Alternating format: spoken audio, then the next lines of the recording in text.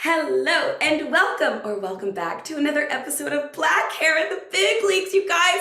Happy Black History Month! Yay! I've been waiting all year for this. I am so excited because my guest today she's so beautiful. Like I've got a whole boyfriend and everything, but I'm like, she's so beautiful with she's got the most perfect afro of a beautiful Black woman. She's a fashion model. She's been in music videos, walked many runways, and she was also in Halston, a model. She was also a model in Project Runway. Please help me welcome Janine Tondu. Hello, hello. Good morning. How are you and where are you in the world? I'm currently in New York and I'm doing pretty well. Well, minus the snow we're currently having. Okay. That's why I came out to California right now. That's a Because smart move. it's so cold.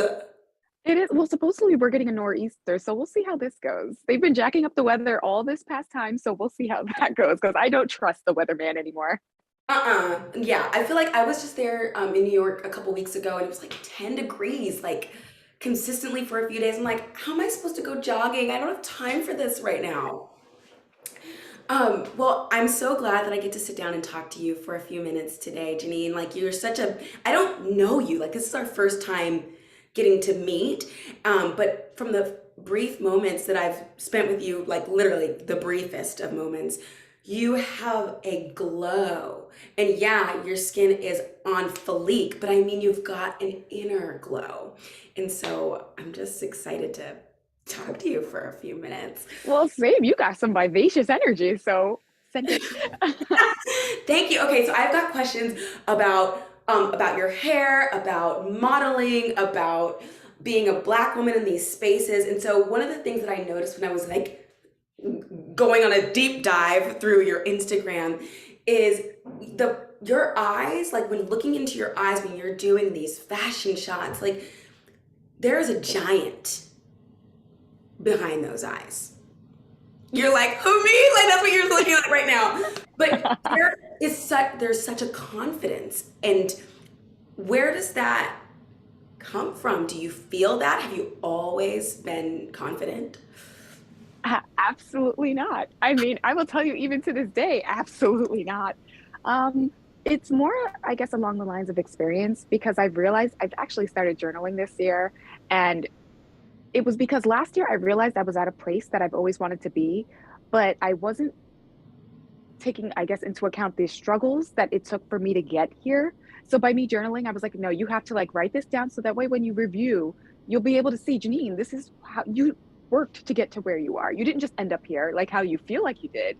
But I feel that, well, through the journaling process, I feel like that's helped a lot. But when it comes to like, I guess, your own self-confidence, I've gotten to the point where it's like, this is me, take it or leave it. Like there's just nothing I can do to change myself for you. So if you want me, you'll have me. But if you don't, you don't.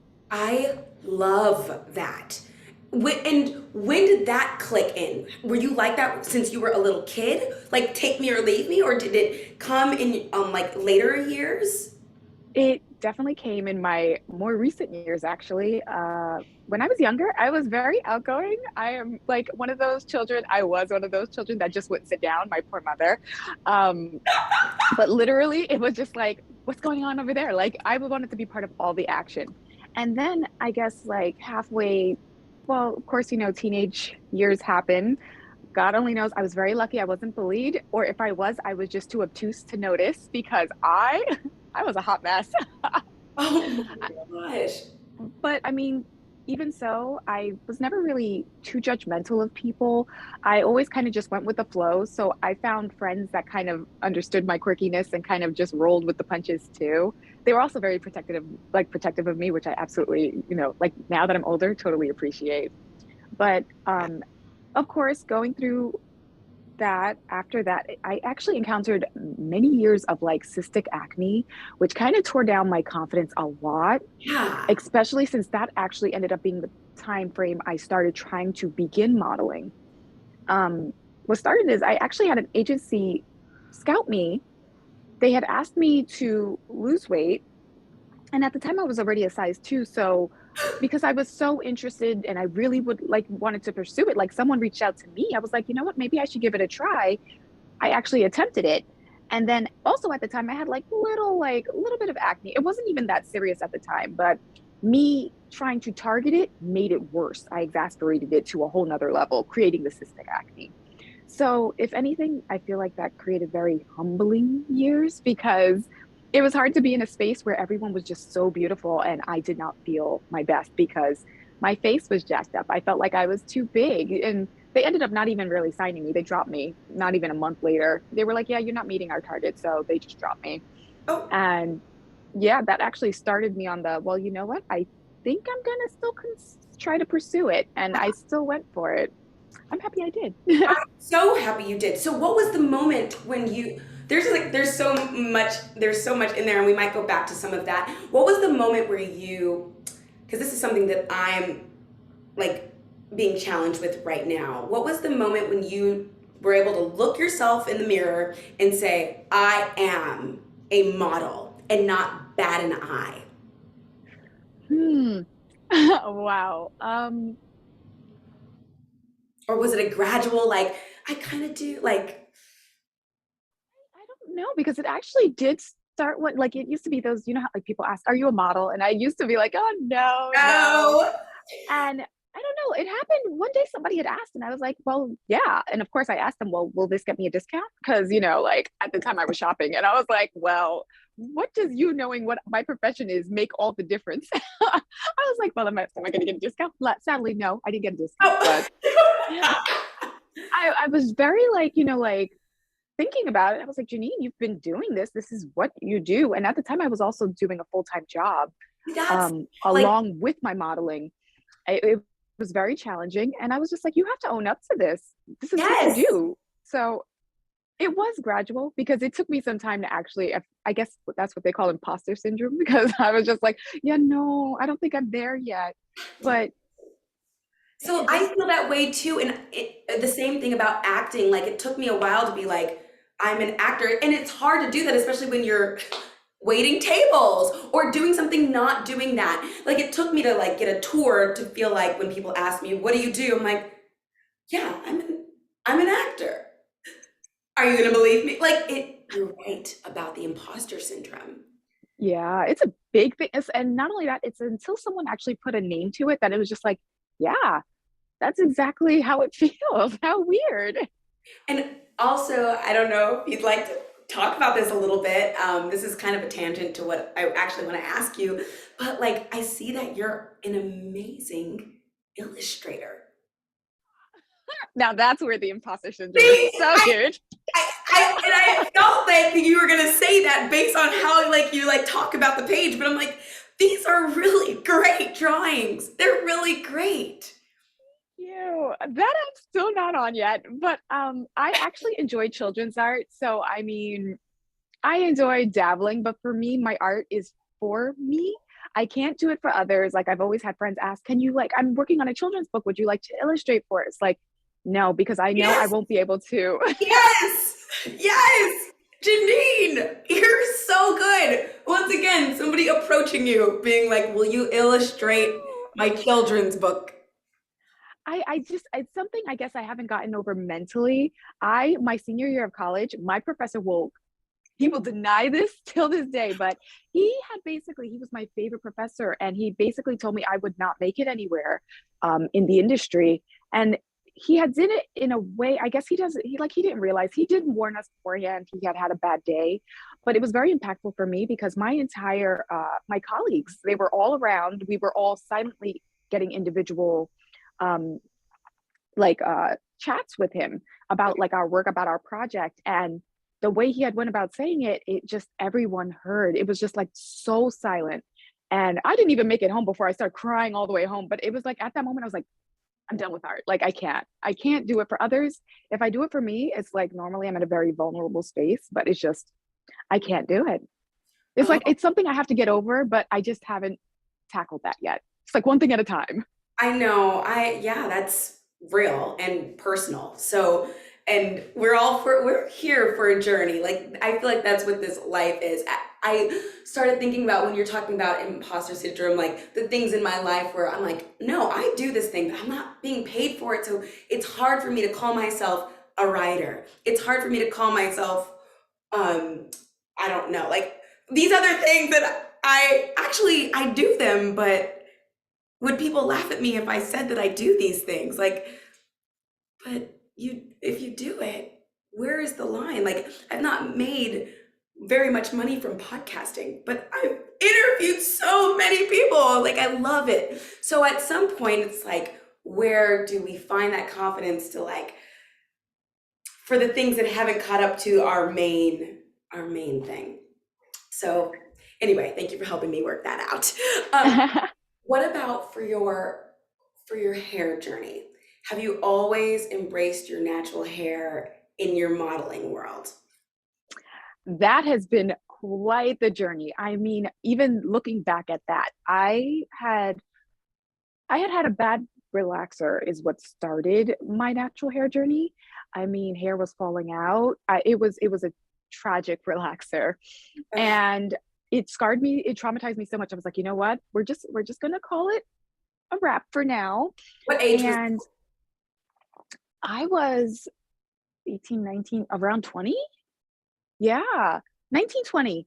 And I was just like, oh my gosh, like, okay. So I started, of course, like everyone else, transitioning, letting the hair grow out. And then I got so frustrated with the texture difference because my ends were straight, my roots were a whole mess. And I was just like, it won't straighten. It won't, like, because you got so used to how when you blow dry and flat iron, it would be completely straight.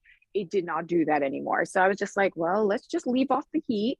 And so I tried to find different ways to kind of make the transitions less transition-y, which I got so annoyed with both textures. I ended up just going to a barber and asking him to just shave it off.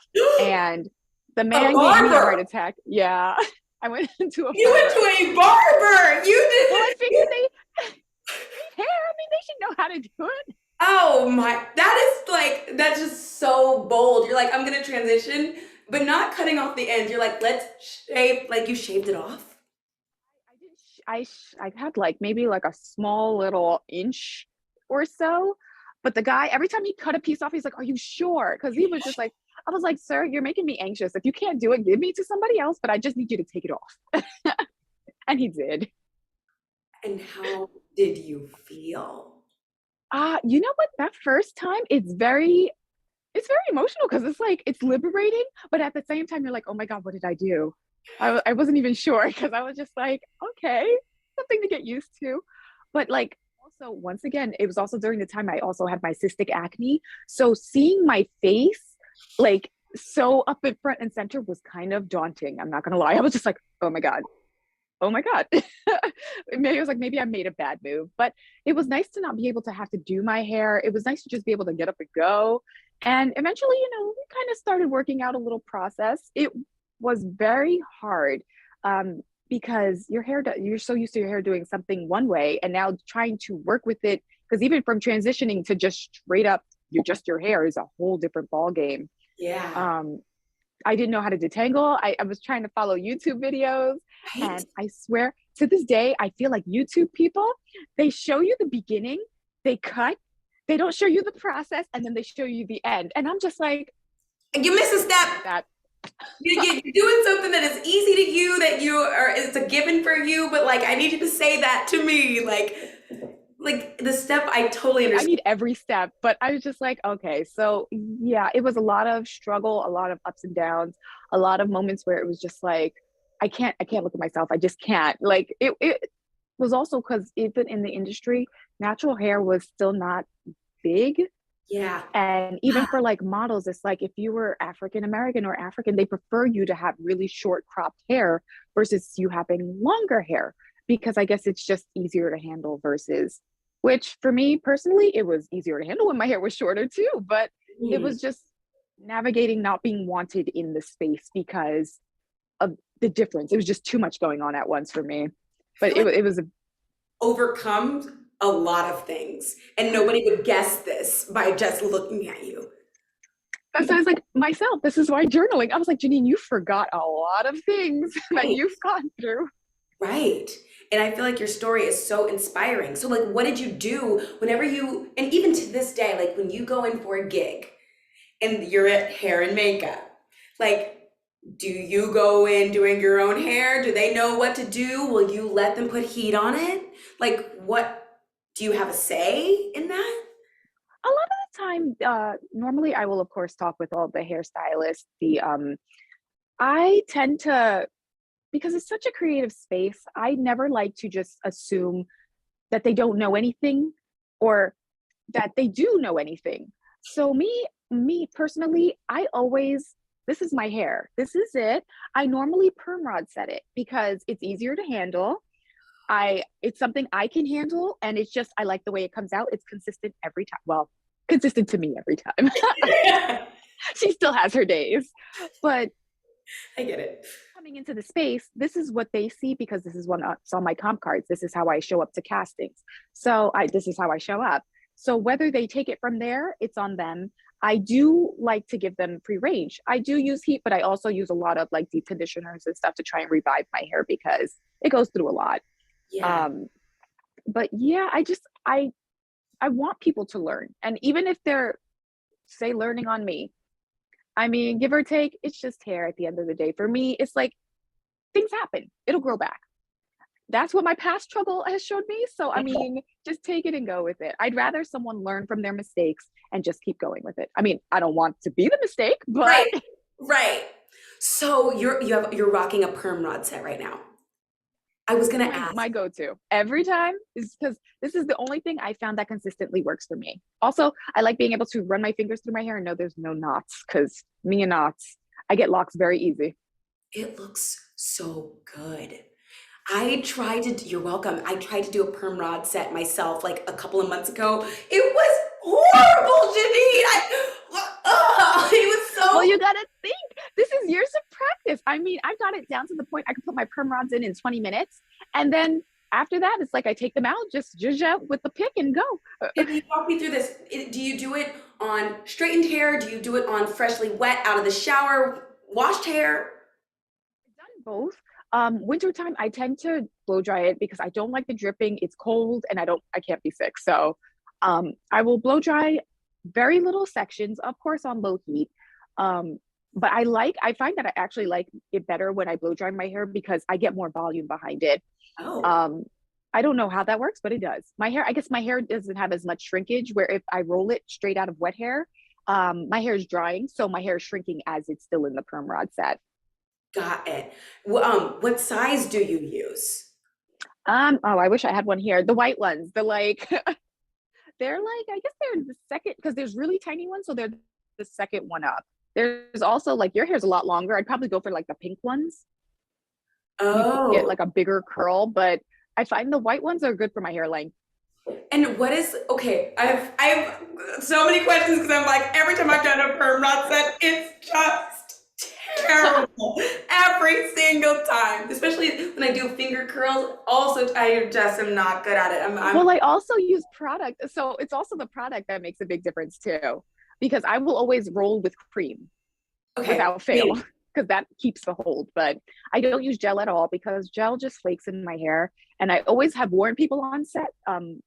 Like even I went and got my hair done at a Oidad salon. And the funny thing is I had asked for a hairstylist that I had prior. She did one of my haircuts earlier part of my like journey. And I loved it so much. I mean, it was such a good cut. And I was like, I want her again because I need a trim, of course. And they tricked me because she was no longer there. So they gave me somebody else. And I was just like, okay, well, you know what? Like me, I tend to just go with the flow. I was like, you know what? Let's give her a chance because, she's here. This is what we got. So I had forewarned her like, oh, like I see you're going for the gel. I don't use gel because it flakes in my hair. She goes, have you tried this gel? I was like, well, I haven't, but I know for a fact gel tends to flake in my hair. Do you know I let this woman put this gel in my hair? 15 minutes after I left the salon, we had a snowy tundra in this hair. And I was like, I paid $300 for this. Yeah. I haven't gone back since. I will never go back. Wow. Yeah, I was just like, what a waste of money. So it's just a constant struggle. The haircuts are a constant struggle, even to this day. I'm like, I tried myself. I know I can't cut my own hair. How'd it go? Learned that lesson. Okay. Well, what about during the pandemic? I kind of felt like I had to cut my own hair for a while. Well, I did. And that's when I learned, Janine, I had like what I like to call the sinkhole or the donut hole effect. So I guess because I'm just looking for bad pieces to cut off, I was like, oh, that looks like a bad piece. So eventually the inside of my hair would dip inside because I cut too short in the inside because I really couldn't see. No. Yeah. So I was like, Janine, you're not allowed. I'm not allowed. So if I have like anything in the front that I notice is getting on my nerves or getting too close to my eyes, that's the only things I'll touch. Otherwise, I love that. Yeah, no, that's real. yeah. One last question about your perm rod set. How long do you let it sit? Oh, I sleep in them. So overnight. And then in the morning, it's just ready? Pick it out and go. See, it just sounds so too good to be true. Yeah. Oh, well, when I unroll, I also tend to take, because they're normally rolled in big curls, I separate them and twist. So that way they have a little bit more to give you the more definition and a little bit more volume. Okay, I love that. I love that. And then what is your go-to hair products like that you like? Do you have a line that you always gravitate Well, towards? currently it's Camille Rose. I stick to them like glue. Their products just really hydrate and work well for my hair. So I always try new things, but I always come back. I love that. Let me see here. Oh, I wanted to ask you, what was it like working on Project Runway? That was actually, to be honest, one of my favorite jobs. It's very rare that you actually get to work with the same people for an extended period of time. And all the models were just so inspiring in their own right. It was nice to just come back. It's like, you know how you have your corporate work jobs where you're like, oh, you see the same people every day, like, hey, how's it going? Yeah. And it's like you knew you had a time period, so it didn't feel like that, but you knew you came in, you all had your job to do. You were like, I don't know. It was just such a family. I enjoyed them. Such a good team. I love that. I've never really thought about that. Like, I have all these questions for you because I'm like just barely like dipping my toe into like the modeling world. It's not, and I have a lot of imposter syndrome. I'm like, I'm an actress. That is what I do. But what is that like doing gigs, like short gigs, whether it's a day or a few days or a week, aside from Project Runway, like you just stated, like, how is that doing like a bunch of mini gigs? How is that? Well, I love it because it's like you enter a different creative space every time. You sometimes, when you're doing like say your own shoots, you have mood boards, you have people asking for like, the style. It's like so many different aspects of the creative industry. And it's like to be working with such creative minds, I am always mind blown because I'm just like, wow, this is what you do. And even during the pandemic, that literally, like, of course I had tried some of my own because I just like to stay creative. I tried some of my own shoots, and some companies actually gave me the opportunity to kind of like collaborate with them to kind of just create my own like shoot. And I realized I was like, well, I'm not a makeup artist. I'm not a makeup artist. One, two, I was just like, wow, like it made me appreciate the jobs everyone does that comes together. So like even with these little gigs, it's like, wow, the stylists, they're going out, they're getting these looks. They have to make sure they fit. They have to make sure they're cohesive, that they fit the brand, that they, like it's little things I never thought of about that. It's just like, I'm here just putting on clothes and trying to make it look good because that's my job. And it's just like, wow, it's such a good feeling when you have such a good team. Like and I always like to say that because some people will be like, oh, nice shot or it's a nice image. But it's like, there was a team that went into this, and thank God for that team, because I mean, like, I may be the face of it, but there was a whole squad that put this together. So with the little gigs, I love meeting the new squads that help put the things together. So Have you gotten to travel anywhere exciting that you're like, oh my goodness, I can't believe modeling has taken me there, that you loved so much? I did. One of my first travel jobs was for a Black-owned brand, Chen Burkett. She actually took me to Antigua, and that was one of the most magical shoots I've ever had. Very lots of memories too. But it was such a good different energy because you're in a different space. It's like for me, I like to travel, but to be able to work and travel because I hate to say it, in a way I'm a workaholic because I enjoy what I do. I enjoy modeling. Great.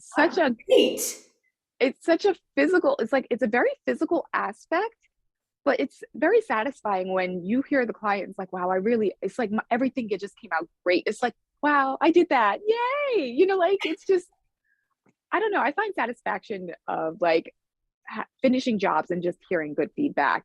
I also like to have, I don't know why, but I'm very like, I like to see things finished. So even like some jobs I've done is like fit modeling, where I get to start the like garment process, where I get to see it start from muslins and then actually see the process, like see them walking down runways or in stores. And it's like, wow, like Wow. I saw it at its very beginning and it's like, wow, the finished product, like it's just mind blowing. So I just, the traveling aspect, it's fun.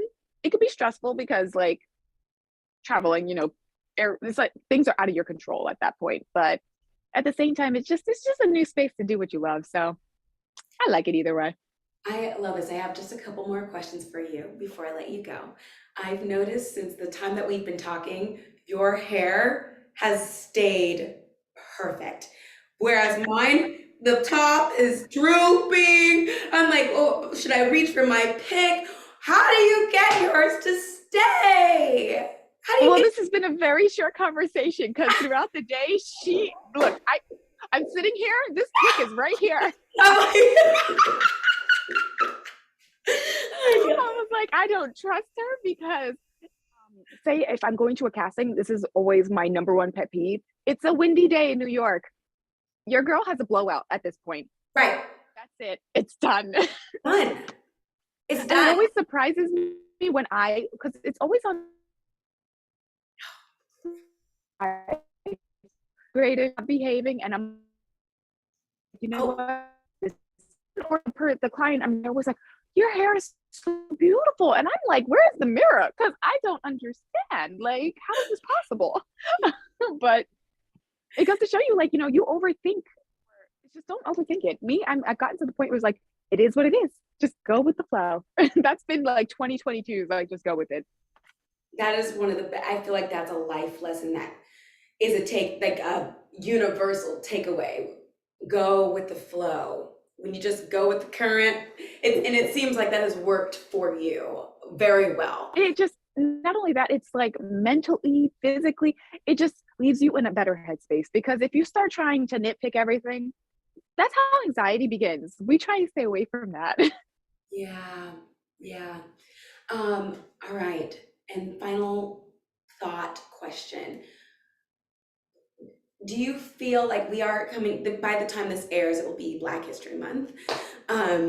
So going into this time, like, do you ever feel your impact that you are making as a Black woman in these very visible spaces? Like literally, like it's the definition of visible. Like you walk into Target or wherever you've been modeling, like, and it's you, like we see your face with your hair. Do you feel that? Well, I can't think of it as like myself personally, because for myself, I just see my own success. But when I see other models that have their natural hair showcased, or like, it's very nice because it feels like it's relatable. Like, it's like, wow, like, look at that fro looking so gorgeous up there. It's just, or like, however it's styled, because of course there's so many different ways to style. That's one thing I hate, because as a natural, didn't it like start off with you no longer perming your hair, leaving your hair in its natural state? Whereas there's so many different ways to style your natural hair, that when you go, like when I go to castings or stuff like that, it's just, they expect a wash and go, which I find kind of just a little bit turning, because it's just like, well, this is my natural hair. It may be styled, but it's still natural. So if you're looking for wash and go, then you should say so, correct? But when I go to these stores and I see, like the girls with their styled hair or their natural hair, I just like, it's just nice to have representation, to see these girls in these spaces. And, even for myself, it's like when I see myself in these jobs and they're like, we love your hair just as it is. It's just like, wow, thank you. It's nice to know that it's like, you're accepting this and that's fine. I mean, even if you didn't accept it, you'd have to because there's nothing else you can do about this. But yes. Right. I love that. I can feel how humble you are in your heart. You're like, oh, I can see it on other people, but like that's how I'm looking at you, Janine. I'm like, the more I see natural hair in like these visible spaces, it makes me feel like, oh, yes, good. The media is saying that this is okay. Like, this is okay. Like, so I'm gonna wear my hair like this too, over here in this corner. So cool, is that cool? And so you are a part of that evolution. And so, It's been nice. Although, like, of course, like, I started picking up jobs because of my hair. I got a little worried that it was more along the lines of like it just being trendy versus it actually being a part of, standard of the industry. So to see where it was and where it has come, it's here to stay. And I mean, like, it's been nice to see that, people are just accept being them. Like they're accepting this is it. Like even how we have our growth in the modeling industry, it's like fashion, even though I have noticed in other places, New York is a lot more forward thinking in their casting process and their placement. So when I realize like friends that are in other locations, it is very slow moving to reach these other places, these other countries, because they still think of it more as a trend versus this is how it is. But I see progress. Even a little bit of progress for me means that there's change. So I'd like to see a steady moving progress into more accepting, not just here in New York, even though I love New York. This is why I'm here. But I just want to see it grow to more of a beauty standard, more of a standard in general. It doesn't have to be a beauty standard. It's like, be accepting of people. Yes. Yes. Be accepting of people so that we can just show up and be ourselves. That's what we talk about. Janine, thank you so much for coming on Black Hair in the Big Leagues. I'm honored to talk to you. I love all the advice that you gave and you sharing of your heart and your soul and your outlook on life. Well, thank you for having me. This has been very fun. It's always nice to talk hair. Thank you. And see you next week. Wait a minute.